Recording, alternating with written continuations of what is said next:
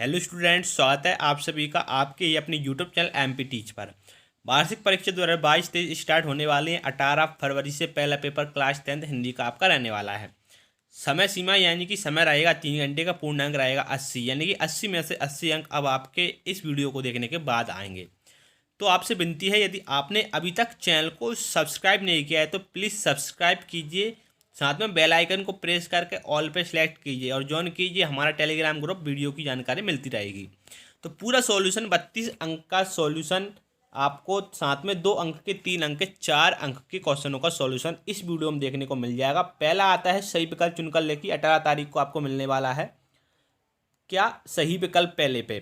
तो इसमें जो अंदर आएंगे कि भक्ति काल की समय सीमा है।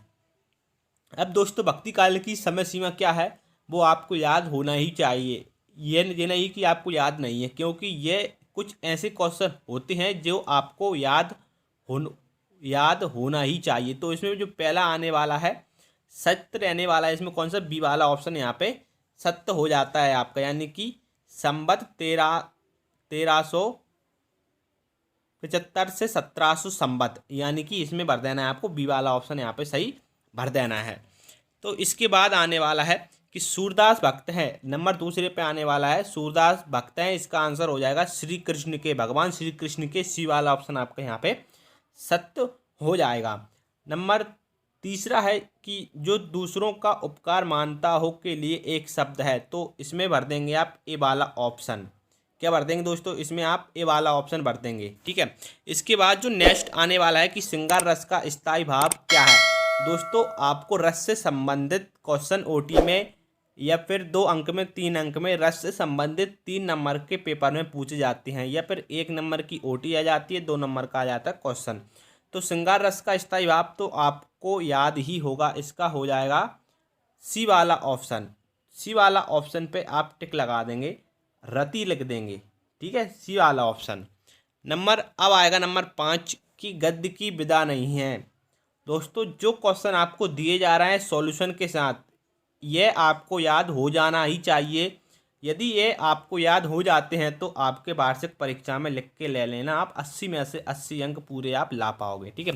साथ ही साथ विनती है आपसे कि आपका ही इसमें फ़ायदा है दोस्तों, चैनल को सब्सक्राइब करके और जो बेल आइकन है उसे ऑल पर सेलेक्ट कर दीजिए। 5वां है गद्य की विदा नहीं है। ऑप्शन सही रहने वाला महाकाव्य, क्योंकि कहानी, नाटक और एकांकी गद्य की विदा मानी जाती है, या मानी जाती नहीं है बल्कि हैं। क्या है? कहानी, नाटक, एकांकी गद्य की विदा है, जबकि महाकाव्य गद्य की विदा नहीं है, ठीक है। नंबर 6 आने वाला है कवि ने बादलों को किसकी कल्पना के समान पाले हुए माना है। तो इसमें जो सत्य यानी कि जो सही आंसर रहने वाला है, आप यहाँ से आंसर भी देख सकते हैं, क्योंकि आपको कोई भी दिक्कत याद करने में ना हो। तो इसमें ए वाला ऑप्शन आ जाएगा। ए वाला ऑप्शन पे आप लगा देंगे टिक, ठीक है। अब आते हैं आपके रिक्त स्थानों की पूर्ति कीजिए। दोस्तों, रिक्त स्थानों के आंसर भी आपको नीचे देखने को मिल जाएंगे। तो हम देख लेते हैं पहला ही कि विरह और वेदना की कवियत्री हैं। तो इसमें क्या हो जाएगा? सही ऑप्शन भर देंगे हम यहाँ से देखकर। तो इसमें आ जाएगा महादेवी। इसमें भर देंगे हम तो बच्चों, पढ़ाई में डाउट आते हैं, सॉल्व नहीं हो पाते हैं, तो बिल्कुल भी घबराए नहीं। इन सबका सॉल्यूशन डाउटनेट ऐप। आपको जिस भी सवाल में डाउट हो उसका फोटो कैसे क्रॉप करो, 5 सेकंड के अंदर आपको उसका वीडियो सॉल्यूशन मिल जाएगा, वो भी बिल्कुल फ्री में। यानी कि अब आप अपने अनलिमिटेड सवाल डाउटनेट ऐप पर पूछ सकते हैं। साथ ही साथ क्लास 6 से लेकर 12 तक IIT JEE NEET, CBSE, UP, Bihar, Rajasthan या फिर कोई सा भी बोर्ड हो, physics, chemistry, math, biology, science, इन सभी के सवाल आप पूछ सकते हैं डाउटनेट ऐप पर। यानी कि इन सभी का सॉल्यूशन मिल जाएगा डाउटनेट ऐप पर। क्लास 9 से लेकर 12 तक IIT जी नीट पर इन सभी की ऑनलाइन क्लासेस चल रही हैं, जिनका हिस्सा बन के आप रैंक 1 ला सकते हैं। तो प्लीज़ आइए डाउनलोड की डाउनलोड ऐप और रैंक 1 लाएँ। हाँ, देवी वर्मा, ठीक है। नेक्स्ट आने वाला है चौपाई छंद में मात्राएं होती हैं। अब दोस्तों, चौपाई छंद में कितनी मात्राएं होती हैं वो आपको याद होना ही चाहिए। तो इसमें आ जाएगा 16 मात्राएं लिख देंगे आप। 16 मात्राएं अंकों में लिख सकते हैं, या फिर शब्दों में भी आप 16 करके लिख सकते हैं। नंबर तीसरा है तो इसमें भर देना है आपको दोस्तों बंधन, ठीक है। तो इसमें क्या भर देना है आपको? बंधन आप इसमें भर सकते हैं। नंबर 4 है कि द्विगु समास का उदाहरण है। दोस्तों द्विगु समास और द्वंद्व समास से संबंधित वार्षिक परीक्षा में 2 अंक या 3 अंक के क्वेश्चन पूछे जाते हैं, क्योंकि ये आपसे ओटी में पूछे जाते हैं। द्विगु समास द्वंद्व समास से संबंधित एक प्रश्न आपका यानी कि 1 नंबर का ओटी आता है। तो द्विगु समास का उदाहरण है तो इसमें आ जाएगा पंचवटी है। नंबर 5वां आता है कि हिरोशिमा नामक कविता ने लिखी है, तो इसमें लेखक का नाम लिख देंगे, अज्ञेय जी ने लिखी है। नंबर 6 पे रहने वाला है कालिदास भाषा के, तो इसमें क्या आ जाएगा दोस्तों, संस्कृत भाषा के हैं। नंबर 7वां है कि श्रव्य काव्य के भेद होते हैं, तो दोस्तों यहाँ पे श्रव्य काव्य के 3 भेद होते हैं। ठीक है, 3 भेद आपके यहाँ पे श्रव्य काव्य के हो जाते हैं। साथ ही साथ आपको काव्य से संबंधित सभी क्वेश्चन याद होना ही चाहिए, क्योंकि काव्य से संबंधित दोस्तों महाकाव्य, खंडकाव्य क्या होता है, महाकाव्य क्या होता है, और खंडकाव्य और महाकाव्य में अंतर। दोस्तों ये क्वेश्चन वार्षिक परीक्षा में आते ही हैं। ठीक है, यानी कि 3-4 नंबर के काव्य से संबंधित आपका 1-2 क्वेश्चन आते हैं, साथ में ओटी भी आती है काव्य से संबंधित। तो दोस्तों यहाँ पे आपके 6 नंबर मिल जाते हैं आपको सही विकल्प में, और 7 नंबर मिल जाते हैं खाली स्थानों में। तो यहाँ पे हो जाते हैं टोटल 13 नंबर। अब आपके 32 नंबर में और कुछ कम रह रहे हैं, वो यहाँ से मैं पूर्ति करवा देता हूँ। नंबर 3 आता है सही जोड़ी बनाइए। दोस्तों सही जोड़ी के आंसर देने से पहले आप यहाँ पे खाली स्थानों के आंसर देख सकते हैं, आपने पहले भी देख लिए होंगे। अब आता है सही जोड़ी बनाइए। तो दोस्तों सही जोड़ी के आंसर में यहाँ पे सब कुछ आपके लिए देने वाला हूँ। तो पहले आने वाला है, पहले है नर्मदा, तो इसमें क्या भर देना है आपको, इसमें हम इसका आंसर देख लेते हैं दोस्तों। इसका आंसर आ जाएगा अमरकंटक। ठीक है, नंबर 2 है साकेत। दोस्तों अब साकेत क्या है, महाकाव्य है मैथिली शरण गुप्त जी का। नंबर 3 है मैं क्या लिखता हूँ, तो मैं क्या लिखता हूँ हो जाएगा दोस्तों निबंध हो जाएगा, मैं क्या लिखता हूँ। ठीक है, नंबर 4 है कि संधि को तोड़ना, संधि को तोड़ना कहलाता है दोस्तों आपका क्या, विच्छेद। ठीक है, और यहाँ पे आ जाएगा समास को तोड़ना कहलाता है विग्रह।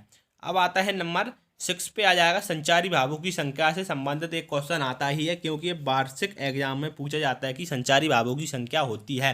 तो इसमें भर देंगे दोस्तों आप 33 संचारी भावों की संख्या होती है, क्योंकि संधि और समास से संबंधित क्वेश्चन तो आते ही हैं 2 नंबर के, 3 नंबर के। साथ ही साथ आपका ये संचारी भावों से संबंधित भी एक प्रश्न आता है कि संचारी भावों की संख्या होती है, तो इसमें डायरेक्टली आंसर लिख के आना पड़ता है 33, और कुछ नहीं, डायरेक्ट आपको 1 नंबर मिल जाता है। अब आने वाले हैं कि एक शब्द वाक्य में उत्तर लिखिए। दोस्तों आपको यह ध्यान है कि इसमें एक शब्द आता है फिर एक वाक्य आता है। दोस्तों यदि यहाँ पे एक शब्द आए तो एक शब्द में आना, यदि एक वाक्य आए तो एक लाइन में लिख के आना है। ठीक है, तो इसमें आ जाएगा कि प्राचीन काल में स्त्रियों की बोलचाल की भाषा कैसी थी। पहला ही है प्राचीन काल में स्त्रियों की बोलचाल की भाषा कैसी थी।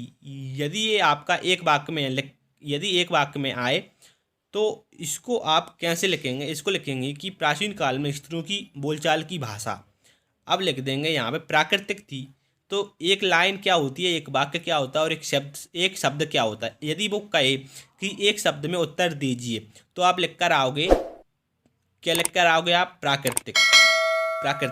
ये यदि वहाँ पे आ जाए कि एक वाक्य में उत्तर दीजिए, तो आप लिख के आओगे कि प्राचीन काल में स्त्रियों की बोलचाल की भाषा प्राकृतिक थी। ठीक है, यह प्राकृत थी। अब आ जाएगा जिसके समान दूसरा न हो, तो इसका आंसर लिख देंगे अद्वितीय। ठीक है, तो इसी प्रकार दोस्तों आप देख रहे हैं कि आपको क्लास 10th हिंदी का सबसे बेस्ट सॉल्यूशन इस चैनल पर देखने को मिल रहा है। तो दोस्तों इसी चैनल को अभी फटाफट से सब्सक्राइब कीजिए, साथ में बेल आइकन पर प्रेस करके ऑल पर सेलेक्ट कीजिए, क्योंकि इससे प्रॉफिट आपको होगा, आपके अच्छे नंबर आएंगे, आपका नाम होगा। ठीक है, यानी कि 80 में से 80 अंक आपके आ जाएंगे, क्योंकि आप देख रहे हैं कि लगातार कैसी सॉल्यूशन की वीडियो हम आपके लिए ला रहे हैं। साथ ही साथ दोस्तों टेलीग्राम ग्रुप को भी ज्वाइन कर लीजिए, क्योंकि वहाँ पे आपको एग्जाम से संबंधित जानकारी दी जाती है।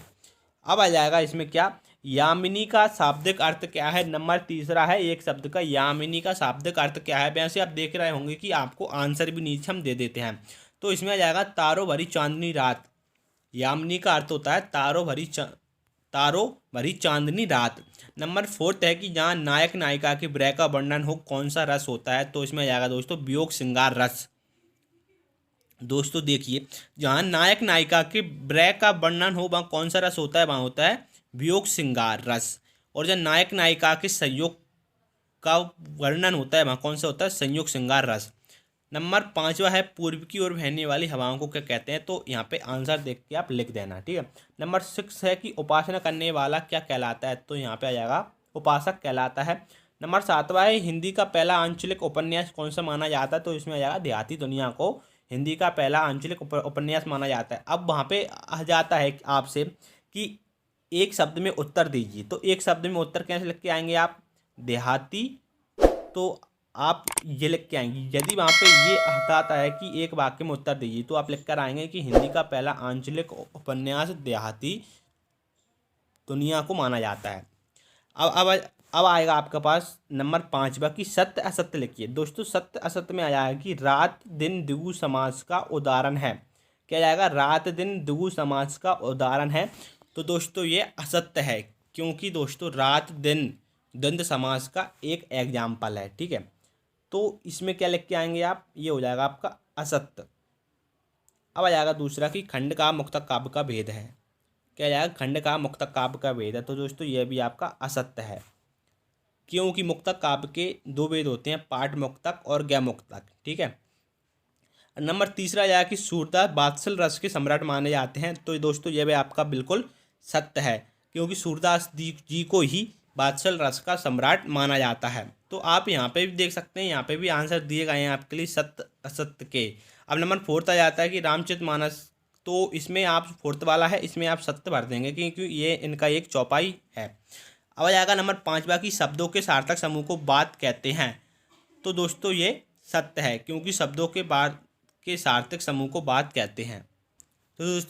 तो दोस्तों यहाँ पे 5वां है कि शब्दों के सार्थक समूह को वाक्य कहते हैं। दोस्तों यहाँ पे कुछ मिस प्रिंट के कारण बात हो चुकी है, परंतु ऐसा नहीं है कि शब्दों के सार्थक समूह को क्या कहते हैं दोस्तों, वाक्य कहते हैं, क्योंकि यह जो 1 नंबर की ओटी है यह आ चुकी है, यानी कि वार्षिक एग्जाम में 2-3 बार पूछा जा चुका है कि शब्दों के सार्थक समूह को कहते हैं, तो यहाँ पे वाक्य हो जाएगा।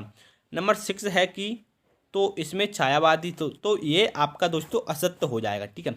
अब आप देख रहे हैं कि आपके लिए सबसे बेस्ट सॉल्यूशन मिल रहा है इस चैनल पे, तो आपको सिंपली क्या करना है दोस्तों, जो लाल बटन होगी सब्सक्राइब की उसे कीजिए और साथ में बेल आइकन को प्रेस करके ऑल पर सेलेक्ट कीजिए। इससे प्रॉफिट ये होगा कि हम जो भी सॉल्यूशन की वीडियो डालेंगे तो उसकी नोटिफिकेशन आप सभी लोगों को सबसे पहले मिल जाएगी और आप उस वीडियो का लाभ लेके पेपर में 80 में से 80 अंक ला पाएंगे।